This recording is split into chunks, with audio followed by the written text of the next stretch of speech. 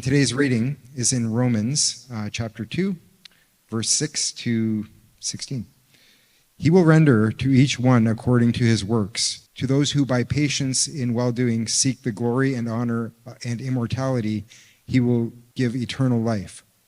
But for those who are self-seeking and do not obey the truth, but obey unrighteousness, there will be wrath and fury. There will be tribulation and distress for every human being who does evil, the Jew first, and also the Greek. But glory and honor and peace for everyone who does good, the Jew first, and also the Greek. For God shows no partiality.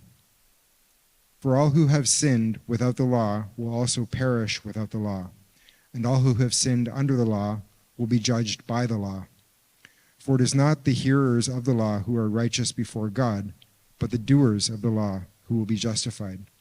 For when Gentiles who do not have the law by nature do what the law requires, they are a law to themselves, even though they do not have the law.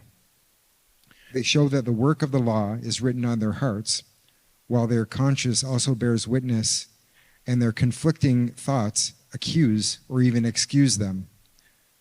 On that day, when, according to my gospel, God judges the secrets of men by Christ Jesus.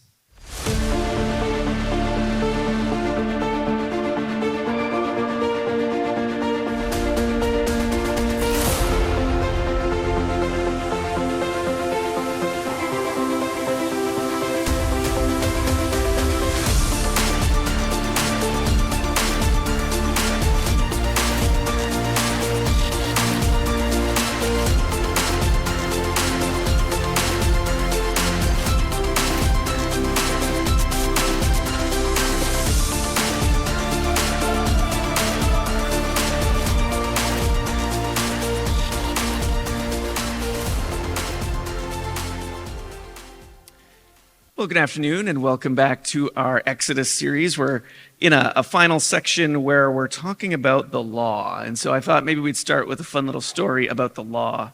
Back in 2012, a judge in a small town called Painesville, Ohio, handed down kind of a unique sentence to a woman named Sheena Harden. So Sheena had been repeatedly caught driving on the sidewalk just to avoid stopping for a school bus that was either dropping off or picking up kids. She did this over and over and was repeatedly warned by law enforcement to stop until finally a judge, came down on her dangerous actions. And so he decided to issue her a unique punishment. Instead of just imposing fines or license suspensions, he ordered Sheena to stand on the street corner holding this sign: "Only an idiot would drive on the sidewalk to avoid a school bus." So she stood there in shame in front of everybody. I'm not sure for how long, but kind of unique sentence. Is that fair? Is that just? Is that kind of a better way to deal with this? We're going to talk kind of along these lines today. Last week, we started through a new piece of this section. Our executive director, Eric Russell, started through this piece on other laws, quote unquote other laws. Basically, these are more specific laws that followed or came out of the 10 Commandments that we looked at a few weeks ago. And so we're continuing today in chapter 21 in verses 12 through 46. And as I read through these verses and was kind of digesting this in preparation for today, a few things struck me. The first thing is that in this section, God's not only providing laws, but he's also providing punishment. He's telling the people of Israel how to punish transgressions against these laws. So I thought, maybe we should talk a little bit about that today. Is punishment something that's deserved? And the punishments that God mandates, are they fair? Because as I started reading through this section and the laws and their corresponding punishments, I really found myself wrestling and bouncing around with a few questions. At times I was asking myself, does God go too far in what he's asking for punishment?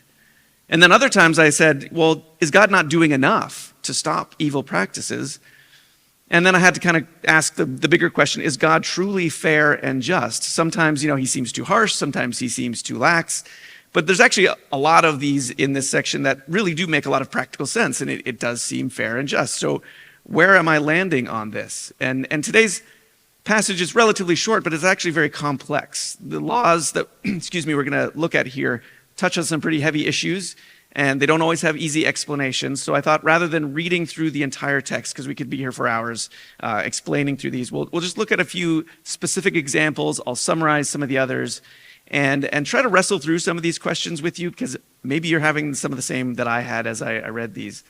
Once we've done that, then at the end, we'll try to pull this all together and see if there's something we can kind of take away for ourselves today. So I want to start kind of with maybe the toughest question that I was asking is, does God go too far in some of these punishments? And so why did I ask this question? Well, if you start reading at verse 12, immediately we start with 5 situations that require the death penalty. And so if you're someone who is against the death penalty, obviously this is going to make you feel very uncomfortable, like God is too severe in what he's asking for punishment. Even if you are in favor of death penalty and, serious crimes of murder and things like that, there are still situations here that, are going to make you uncomfortable as well. So I'm going to actually read this one through just so we can kind of get some context. So verses 12 through 17 says, "Whoever strikes a man so that he dies shall be put to death. But if he did not lie in wait for him, but God let him fall into his hand, then I will appoint for you a place to which he may flee. But if a man willfully attacks another to kill him by cunning, you shall take him from my altar that he may die. Whoever strikes his father or his mother shall be put to death. Whoever steals a man and sells him, and anyone found in possession of him shall be put to death. Whoever curses his father or his mother shall be put to death." So let's kind of fly through these. Obviously, the first couple of situations involve killing, involve murder. You heard two cases of hostility resulting in death. One in which a man intentionally strikes another man and that man dies. Another one involving premeditated murder. You kind of heard the words there. He, with cunning, lied in wait to kill him. And so God obviously values and protects human life. He doesn't tolerate the murder of innocent. We talked a little bit about this a few weeks ago in the 10 Commandments. Commandment number 6, thou shalt not kill. And we also see that God establishes this really early on in history. Back in the book of Genesis in chapter 9, he instructs Noah to go out and multiply and fill the earth. But then he follows that by saying, "Whoever sheds the blood of man, by man shall his blood be shed. For God made man in his own image." So as bearing the image of God, human life is valuable and should not be killed. The second situation we just read was kidnapping. This is also a capital offense, and specifically talks about kidnapping for the purpose of selling a human being into slavery. Obviously, kidnapping is a very serious crime, but you can kind of see how we're starting to get into maybe some questionable territory. Like, it's serious, but is it deserving of the death penalty? Here in Canada, kidnapping at its maximum sentence could get you life in prison, but there are other countries in the world where it's still punishable by death. And so this is another place where we see God's incredibly high value of human life. Slavery, we've touched on this a few times in these chapters in the past few weeks, but it was a reality in ancient times. But you can see here, God forbids his people from the cruel and dehumanizing practices that other nations allowed.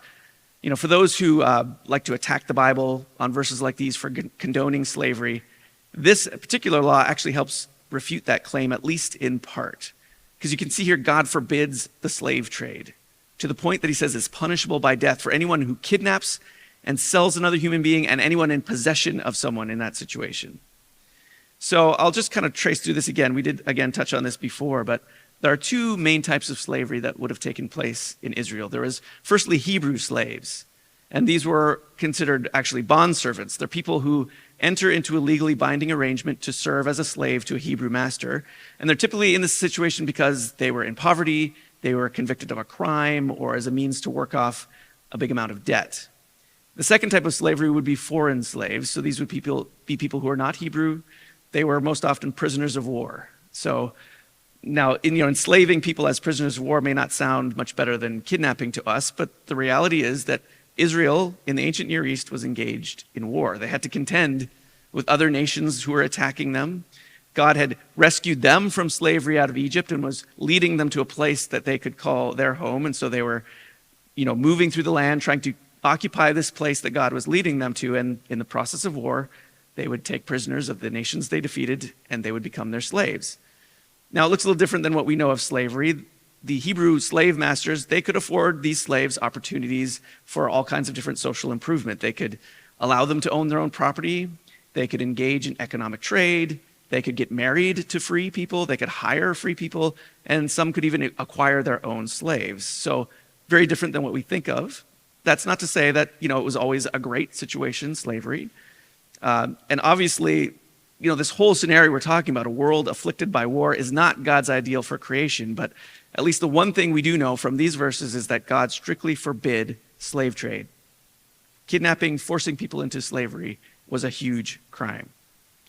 Now, the last couple things that you saw in these kind of death penalty verses was some related to parents. Attacking or cursing a mother or father was also punishable by death. And so these laws obviously need some explanation, especially the one when it comes to cursing your parents. Like, this is not a teenage outburst. This is not, I hate you, Dad. It's not, I wish you guys weren't my parents. Right? Most commentators agree that this was actually a complete rebellion and rejection of the parents. It was completely disowning them. And even beyond that, this was likely a very serious, deep-seated rebellion that had been ongoing and had been persistent. This is a child who was living a life of rebellion, and they've refused all discipline and all help and all correction to the point they're completely unrepentant, and we're kind of at our last resort. Also, this is not something where the parents kind of just take these matters into their own hands, right? This is something that involves a legal process. This is something that happens under the guidance of the elders. And so there's a law described in the book of Deuteronomy that kind of expands on this idea. It says, if a man has a stubborn and rebellious son who will not obey the voice of his father or the voice of his mother, and though they discipline him, will not listen to them, then his father and his mother shall take hold of him and bring him out to the elders of his city at the gate of the place where he lives. And they shall say to the elders of his city, this our son is stubborn and rebellious. He will not obey our voice. He is a glutton and a drunkard. Then all the men of the city shall stone him to death with stones. So you shall purge the evil from your midst, and all Israel shall hear and fear. So I hope this kind of helps to understand the situation a little more, that it's more serious than just a verbal cursing of the parents. But you can obviously see where I would start asking, is God going too far here? Like, is he really asking for the death penalty in these kind of situations? Is that really warranted? Is that really what's needed? Sure, these need correction and punishment even, but are these crimes deserving of death? And so to answer these kind of tough questions, we've got to consider a bunch of things. Firstly, we need to remember these are not laws for us today. When we read these today, we tend to try to pull moral lessons out of them, and we can do that to an extent. But ultimately, these laws and their consequences were for covenant Israel. So remember that. That's who Israel is. The nation of Israel at this time, their relationship with God and his purpose for them was very unique.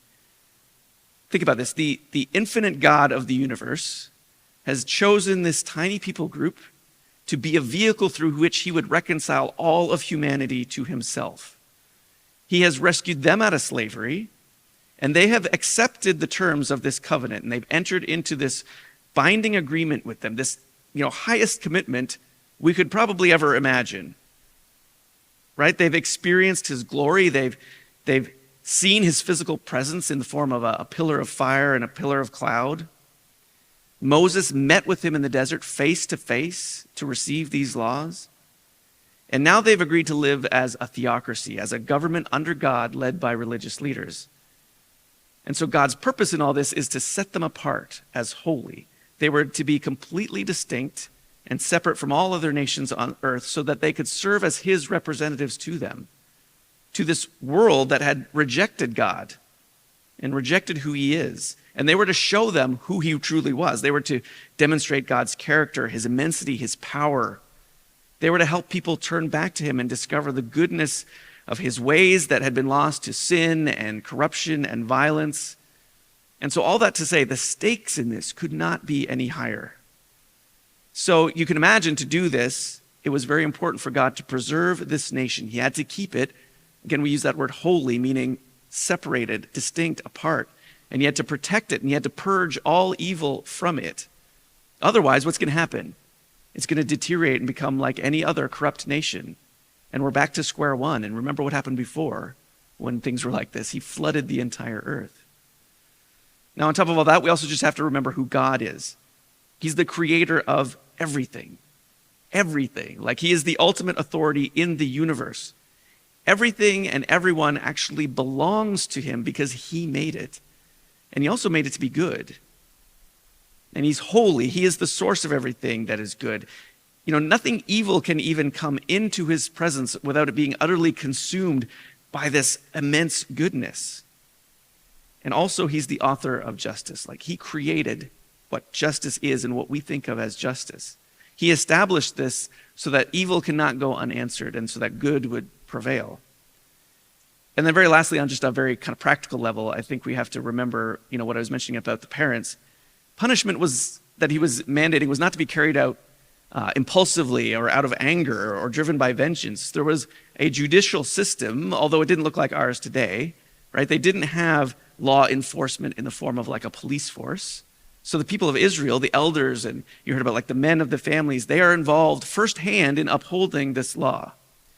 But that doesn't mean they should just go out stoning people to death in the moment. This isn't, you know, the Wild West like a Yellowstone prequel where people are just, you know, doing what they want to uphold their law. There was a judicial process with witnesses and elders and authority involved. Now, all that said, you know, I've tried to give you some explanation, but all that said, I know even with all that background, that doesn't always make this enough to satisfy our discomfort with verses like what we've been reading. I mean, remember, we are talking about stoning people to death for cursing their parents. Like, this is pretty crazy by our mindset. So let's just pick that example apart quickly, just to see how this plays out as well in a more specific example. So, a couple things. First, the family and the community, they are crucial to God's redemptive work in the world. Like if the family in Israel falls apart, then the entire nation of Israel eventually falls apart. It's built on family and community. And again, it just devolves into chaos again, and the world is no better off if that falls apart. I think we can look around and see living proof of this today, right? We know that the deterioration of the family has had direct correlations to things like poverty and crime and mental health and abuse and addiction and on and on and on, right? We see that even now. Secondly, the thing we have to see in a situation like this is rebellion against the parents actually equates to rebellion against God. You know, I'll just reiterate, God, he's the creator of everything. He is the authority over everything, and he appoints certain people on earth in certain roles to have authority as well under him, but over others. So parents over their families. And so I think one of the reasons passages like this make us comfortable today is because we live in a culture that doesn't really like authority, right? We have come to a point where we place personal autonomy and freedom as the highest value. And so when we see authority that seems too authoritative, we kind of get our back up. But we have to remember the very idea of God demands that we accept some concept of authority. And think about the history that we know, rebellion against God's authority. Think of what that's caused. It caused an angel to fall from heaven named Satan. It caused mankind to fall into sin through Adam and Eve. So again, I hope some explanation helps a little, but I also am realistic enough to know that even with that, we can still be left feeling like God's punishment is kind of heavy-handed here. So let's just keep going, though, through our passages. Let's set that aside for a moment, because after wrestling through all these kind of difficult first sets of verses, as I read on myself, I found myself surprised to ask the next question, because very soon after I was asking, well, does God not actually do enough to punish and to eradicate evil? Because the next piece of chapter 21 goes on to talk about laws that involve assault and injury. So these kind of sound pretty straightforward until you get to a few verses like these. Let me read a couple. When a man strikes his slave, male or female, with a rod, and the slave dies under his hand, he shall be avenged. But if the slave survives a day or two, he is not to be avenged, for the slave is his money. When a man strikes the eye of his slave, male or female, and destroys it, he shall let the slave go free because of his eye. If he knocks out the tooth of his slave, male or female, he shall let the slave go free because of his tooth. So we're back into slavery again. And again, we've established that slavery in ancient Israel was much different than what we know of North American slavery. But we read this and it seems to presume that the masters here are beating their slaves, right? So does God condone the abuse of slaves? So another complicated issue that I think we need to consider a bunch of things. Firstly, I think one thing is that this is sort of a glass half empty, glass half full scenario in a way. Because for those with the glass half empty perspective who are looking to criticize the Bible, it's very easy to look at this and go, okay, clearly God condones slavery and the beating of slaves and all this terrible stuff. But with more of a glass half full perspective in defense of the Bible, we can actually see that God actually provides far more restrictions in Israel to protect the dignity and humanity of slaves than any other nation at that time. Everywhere else in the ancient world, slaves were considered nothing more than personal property, and masters could do anything they want with no fear of any repercussions. But here, God is saying that the master is subject to punishment if the slave dies at his hand, and that if he does anything causing any sort of permanent injury to an eye or a tooth or anything like that, then the slave must be given their freedom. So this was actually very radical. This is one of the ways God is setting Israel apart from other nations by commanding more humane treatment of people, of all people, even slaves. And I think we should also be careful not to twist the focus of the law here, as maybe this top category would do. This law, the focus of it isn't about what God is condoning. It is about what God is restricting. That's what's the point here. Now, having said that, I realize if you read the words, there still seems to be this open door to corporal punishment of slaves, right? And so I think there are a couple of reasons or a couple of responses to this that we can look at. Firstly, those verses, they begin with if-when clauses. You know, if someone does X, then you do Y. So this doesn't necessarily mean God is approving of these situations, but he's putting laws in place to protect people if and when they occur. Secondly, I think we just have to be realistic and look back and see that physical discipline was more common in history up until even closely to modern times. It was even recently, up until just recently, that the military, certain military still practiced physical discipline. So we maybe can't entirely discount the possibility that God allowed some type of physical discipline in some types of situations. If he did, I'm not sure we know exactly what those situations would be where physical discipline is acceptable or necessary. It does seem barbaric to us now, I think, to our modern mindsets. But I think we have to remember we're very far removed from the world of the ancient Near East. And so I was kind of thinking through this and wrestling through it. And here are some thoughts I have. I'm not a historical expert, so take this with a complete grain of salt. But I was thinking, you know, as these people entered into slavery, some of them are convicted criminals. Some of them have got themselves into incredible amounts of debt. Some are prisoners of war. But they're brought into their masters' homes doing farm work and domestic work, and they've got access to everything, their homes, their families, and they play an immense role in these people's livelihoods, these owners' livelihoods. So this is a very interesting relationship that I don't think we have anything like today, right? It requires a lot of trust. It requires a lot of responsibility. And so what recourse did a slave owner have if something went really wrong in this situation? Again, there's no police force. There's no law enforcement per se. This upholding the law was the responsibility of the community. So maybe this could account for some allowance of physical discipline in some situations. But, then again, maybe I'm completely wrong. Maybe there's nothing that justifies that. Maybe we don't really know the answer, and we just have to let that linger. Sometimes that happens. We just have to have that question. Why would God allow this? And we're not sure. So here we are. I'm still torn. Is God too strict? Is God too lax? And so one more question remains. Is God truly fair and just then? In spite of all these difficult passages we've looked at so far, I will tell you the rest of the chapter actually makes a lot of sense. It makes us feel that God is a God that is fair and just.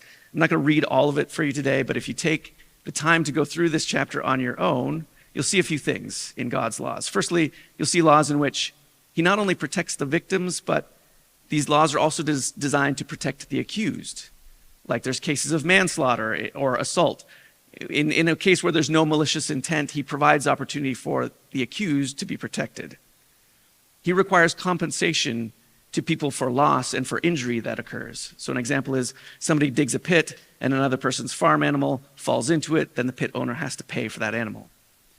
There are situations that demand that people take responsibility for negligence. So another example of this brought up is if someone owns an ox and it has a history of aggression and it gores someone, then the owner is actually found at fault and he's punished because he was negligent in taking care of this difficult animal.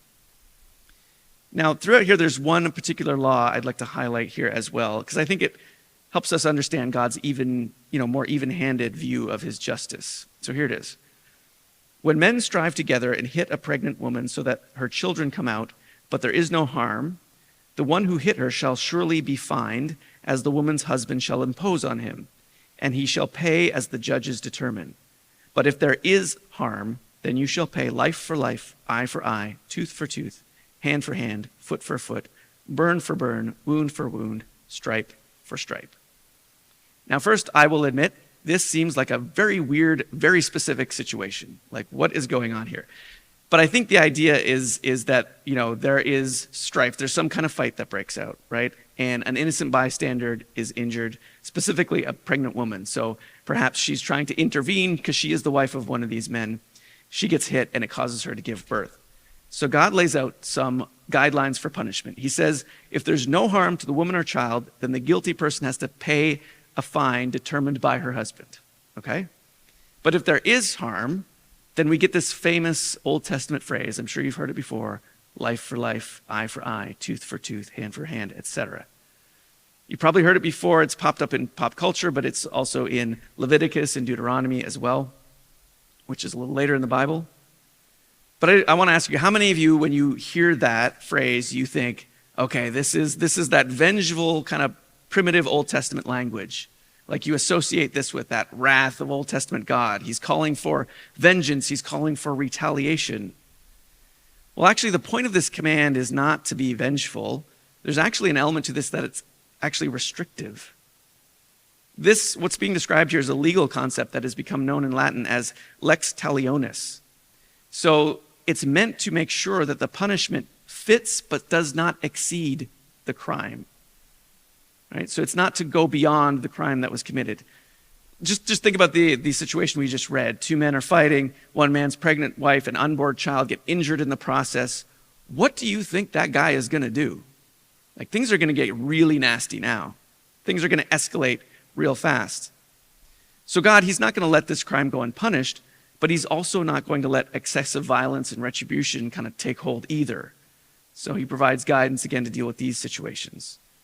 God's law states that justice must be served in a way that is equitable. Okay, so deep breath after wading through all these heavy laws about death penalties and slavery and all this stuff. Reading some of these more kind of even-handed things are helpful. It helps make a little more sense. I think my faith in God's justice feels a little better when I understand things like this. And while this concept of lex talionis does help us to understand God's justice, I found that even wrestling through all these difficult questions, I was still left with maybe one final one. One kind of bigger one as I'm kind of reading this and preparing to talk with you guys about it.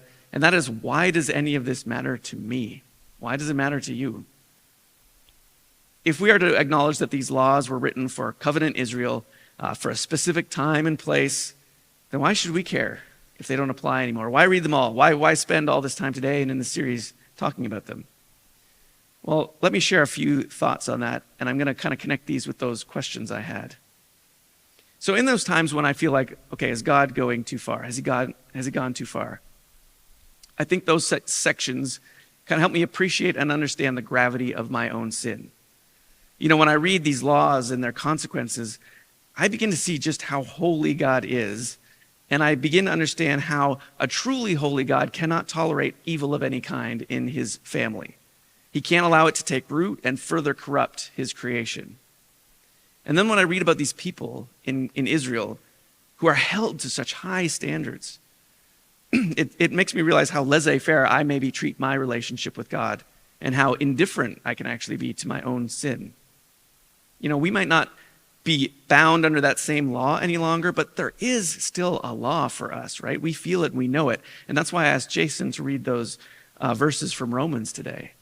Paul points this out. He says, there will be tribulation and distress for every human being who does evil. The Jew first, that's who we've been reading about, and also for the Greek. That represents people like us. Paul then went on to say, for when we who do not have the law, like us, by nature do what the law requires, we are a law to ourselves, even though we do not have the law. He says that we show that the work of the law is written on our hearts, while our conscience also bears witness, and our conflicting thoughts accuse or even excuse us. So he's saying that even though we're not under that Jewish law, we're still guilty of sin, and our conscience convicts us of this, that there is justice required and punishment still applies. So this makes me think I probably should not be as concerned about whether God goes too far in his punishment as I should be concerned whether I go too far in my sin. So the next thought I have is, okay, so when God seems like he's not doing enough to stop evil in its tracks, in those moments with those difficult unanswered questions about slavery and these kind of things, in those times I'm challenged to trust his wisdom. You know what? I'll be honest, I spent a lot of time reading and researching and thinking over these laws, and I've only shared a fraction of the depth that we could go through. And you know what? To be honest, the answers, they're not always perfectly clear. They're not always all that satisfying. And I didn't want to come up here and sugarcoat things. Like, yes, we can look at things in the Old Testament like slavery, and we can get some context to help us understand it.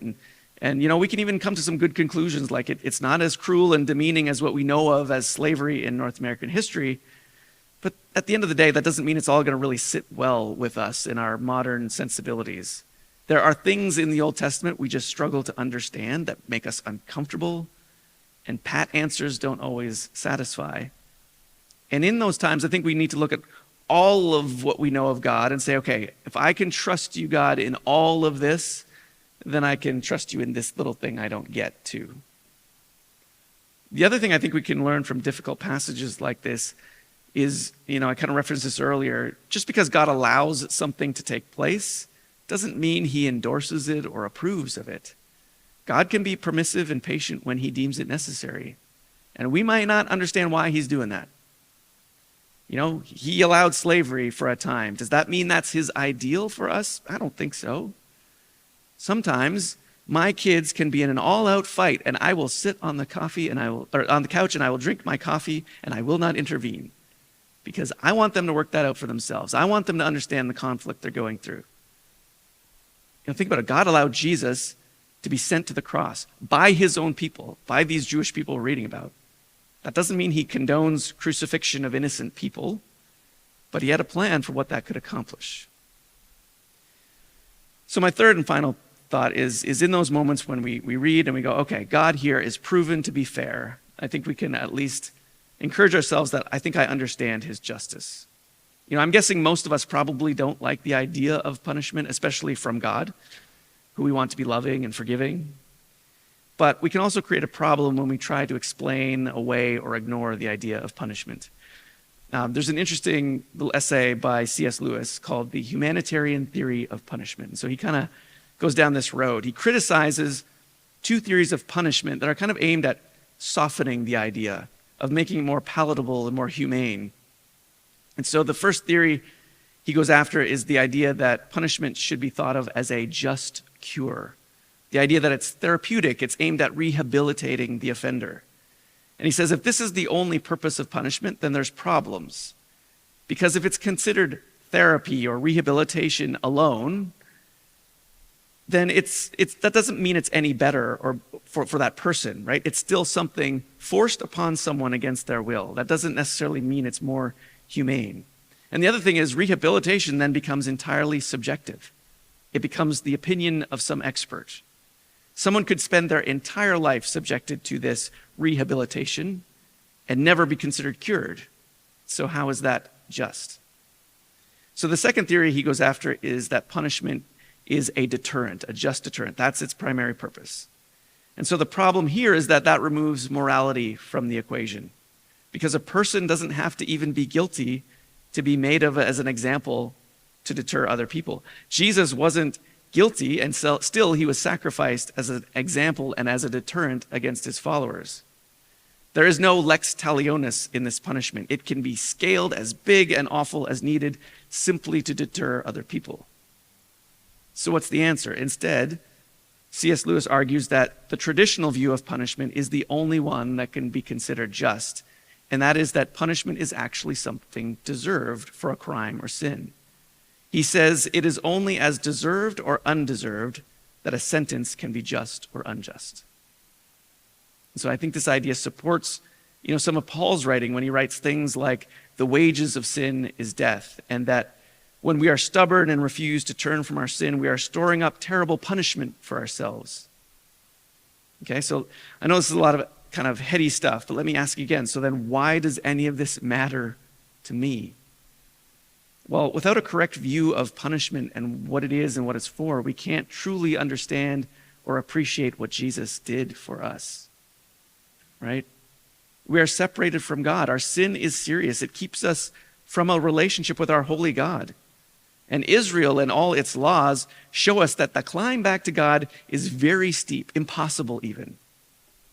But yet we also know that we still need God. We still depend on him. We can't just deny that. We can't deny that we need God and just walk away, because without him, we're utterly lost. Israel and the nations it was trying to reach, and even our own experience, testified how everything just kind of goes to ruin without God. So the only way to be reconciled to God is for his justice to be satisfied, for sin to receive the deserved punishment, not just as correction and not just as a deterrent to others, but because that's what justice requires. And so all that means us human beings are in a really bad spot. As I kind of read all that, I get this feeling, and it conjured up an image in my head. It's like last summer we went to the scenic caves in Collingwood, and there's this narrow crevice known as Fat Man's Misery. Not the most politically correct name, I know, but that's what people call it.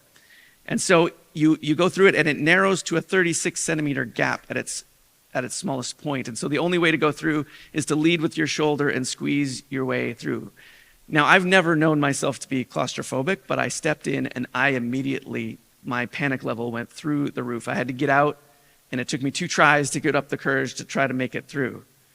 And so when I think of all this pressing on us, between my sin and my need for God, that's the feeling I get, that I'm trapped.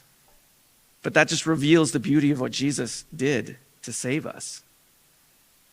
This same God that we've been talking about today, who sometimes we look at and we accuse him of being a cruel and strict judge. This same God that sometimes we look at and we go, how could he allow this stuff to happen that we see in the Old Testament? And this same God who we look at and he goes, he requires this justice, eye for eye, tooth for tooth, and puts us in this horrible position. That same God gave up his son, the only man on earth who ever was truly innocent, truly sinless.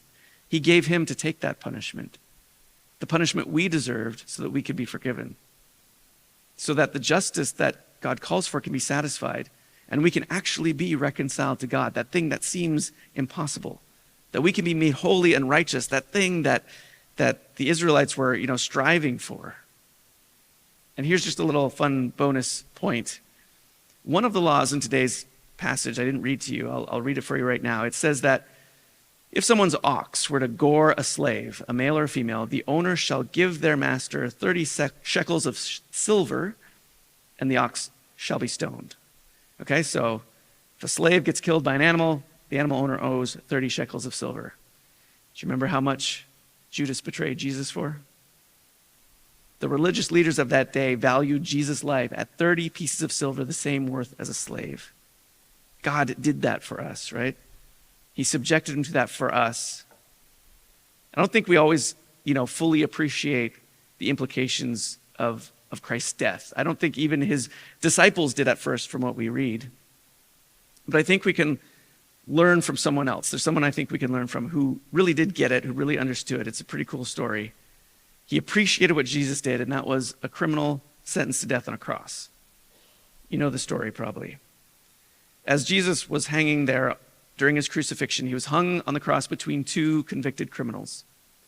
One of the criminals who were hanged railed at him, saying, "Are you not the Christ? Save yourself and us." So that first criminal, that first thief, he shows the attitude we have sometimes, that bristling indignation towards God. How could you let this happen? Why don't you just do something, God? You say you're good. You say you love us. Well, prove it. But then there's this second criminal, and he speaks out of a fear of God. It says the other rebuked him, saying, "Do you not fear God, since you are under the same sentence of condemnation? And we indeed justly, for we are receiving the due reward for our deeds. but this man has done nothing wrong. I think one of the reasons the Old Testament laws and their punishments upset us is because we don't want a God that should be feared. That's not the kind of God we really like to have. We would rather tell God how we want him to be, how we think he should be. But that second criminal, he says, no, what's wrong with you in that thinking? Don't you even fear God? Don't you even fear him? And then I love what he does here. He goes on to acknowledge that his crime, that his sin was deserving of the punishment he was receiving. The NIV translation actually uses some words that we've been using this morning. It says that he said, we are punished justly, for we are getting what our deeds deserve. Just think how amazingly humble and honest that is for a criminal convicted for a crime he knows he did to admit that. And with everything we've looked at on this topic this afternoon of punishment, his posture, the posture of his heart, is the one I'm trying to move us toward, myself included. I'm not doing that to be like a Debbie Downer on a long weekend, not to heap like a whole bunch of guilt on us, but because I think we need to know how bad the bad news is in order to fully appreciate how good the good news is. Because that criminal, he didn't just stop there and say, oh, I'm terrible and I deserve this, and he didn't just wallow in his guilt. He then had the guts to ask Jesus for something. He said, Jesus, remember me when you come into your kingdom. And then Jesus answered him. He said, truly I say to you, today you will be with me in paradise. I think the thief was desperately begging for some mercy, some kind of mercy, anything. You'd take anything at this point. And can you imagine what Jesus gave him? That thief knew he deserved punishment, and Jesus instead gave him paradise. So why should we care about the laws in the book of Exodus? I think God wants us to understand the gravity of our sin, but he doesn't want to just leave us there. He doesn't want us just to be stuck in our fear and dread between sin and the requirement of justice. When we went to those caves, I made it through the cave. I got through the other side, and through all that panic, man, what a relief it was to come out the other side. God wants to see us through our sin, through our fear, through the punishment owed to us that Jesus took on our behalf. He wants to see us through to the other side. And that's some really, really good news. Join us every Sunday at 4 p.m. at 7755 10th Line West in Mississauga. Or visit us online at renewchurch.ca/connect.